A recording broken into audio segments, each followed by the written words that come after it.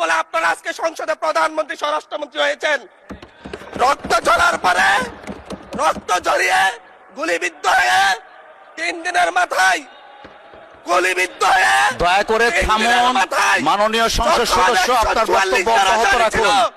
144 ধারার মধ্যে আবার নিজের গুলিবিদ্ধ পা নিয়ে বের হয়ে গিয়ে সংবাদ সম্মেলন করে বলেছি আবার রাস্তায় নামুন, হাসিনা পতন হতে হবে। শহীদ প্রেসিডেন্ট জিয়াউর রহমান বাংলাদেশকে অর্থনৈতিকভাবে, রাজনৈতিকভাবে, গণতান্ত্রিকভাবে বাংলাদেশকে পুনরুদ্ধার করার জন্য উনি অটল ভূমিকা রেখেছেন।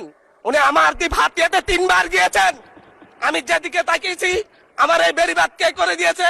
মেজর জিয়াউর রহমান। আমার এই খালকে খনন করে দিয়ে গেছে মেজর জিয়াউর রহমান। তারপরে এরশাদ এসেছে, বেগম জিয়া এসেছেন। বেগম জিয়া আমার হাতিয়াতে 3 থেকে 4 বার গিয়েছেন, কিন্তু তারপর আমার